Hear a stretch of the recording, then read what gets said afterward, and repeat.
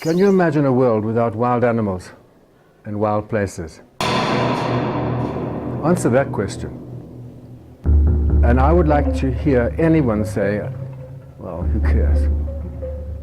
I would imagine the only person who could possibly say that would be somebody who has never, ever had contact with a wild place or a wild animal. People really should take the time to connect to nature and to the wild, because once you've seen it, you can't unsee it. Music, dance, art, literature, philosophies, religions, everything inspired by nature. And then we kill that which inspires us. How are we going to, forget about feeding our spirit, how are we going to look forward to tomorrow? I see wilderness as the earth was handed over to us directly from the hand of the Creator. There is no future for us without wildlife. We have the duty to take care of the other beings in the world and to take care of our common house, that is the Mother Earth. And we as a society, as a human species, we need to be humbled more. And we need to be more in awe of what it is around us that actually sustains us. I mean, we must never forget we are one of 8 to 12 million species that make up a planet Earth. That is our biodiversity. Yet in the next 30 years, 20% of those species unfortunately will become extinct at a 1 to 1.5 degree warming. And that means that we've lost 20% of our life support system, 20% of our ability to sustain ourselves on Earth. So we need to find that reconnection. I like to see elephant, lion. If I don't do something, my children or children of my children won't be able to see a lion or elephant. I have never heard of any tourist coming to Kenya to see a dead elephant or to see tusks that we may have recovered. They want to see the animal. They want to see the magnificence of the environment these animals are in. So unless they're there, alive, there's no use, no one will come. The wilderness, it's like a life raft. It's like an oxygen tank.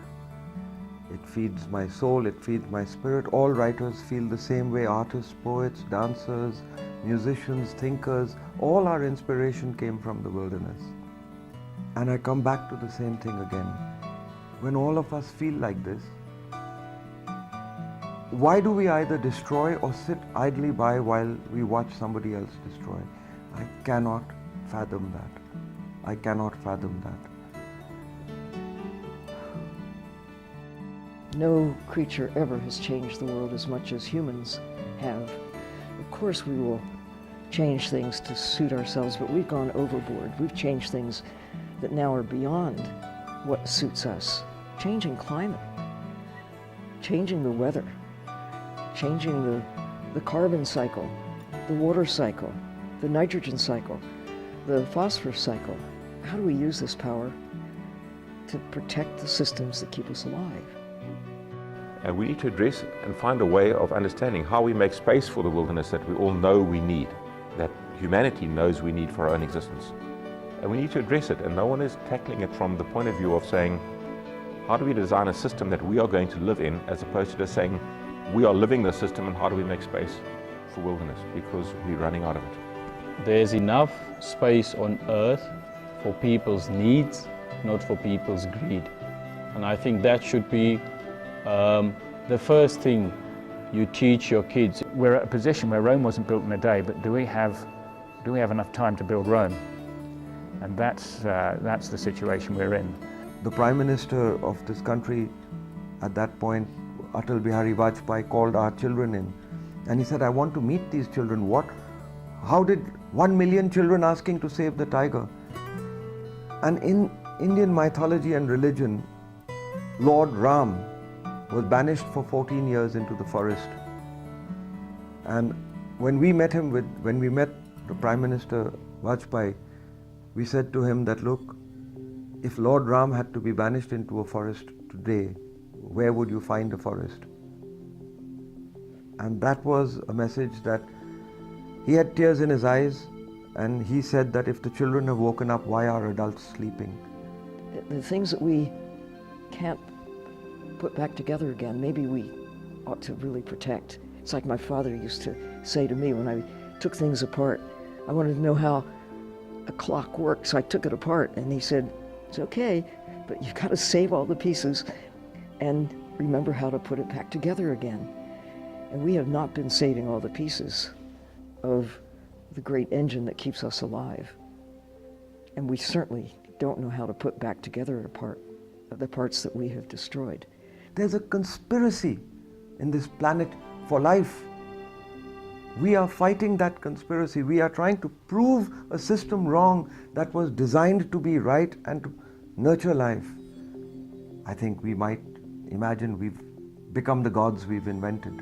I always describe to my students that the Chinese proverb says that the best time to plant a tree is 20 years ago, but the second best time is to plant a tree now. My interpretation of this is that you would never be able to sit underneath the shade of that tree, but you know that one day some person might be near death of heat stroke, and the only tree in that area might be the tree that they would stumble across, and it would be your handwork, and it would be something that you would give to them. And that for me is paying it forward. I can confidently say that there's only one way that we can make sure that this earth that we are given stays the way it is, and that is through conservation, and that is through nature, and by caring and loving for it, and therefore caring and loving for each other. Sometimes when you look at the odds, and the personal and the worldwide odds, and you think that, geez, you really thought we're gonna make it, and you wonder if you're just deluding yourself and wasting your life and your money and stressing your relationships, and when you're down and out, I say to myself, I'd rather be among the league of people that are doing something than among the league of people that don't care. That's what wilderness does to you. It fills one with a deep sense of gratitude that we are alive and fortunate and privileged enough to experience these wild areas while we have them. So, key is, now we know. The key is, what are we going to do about it now that we know? This is the time, as never before, and maybe as never again, to get it right.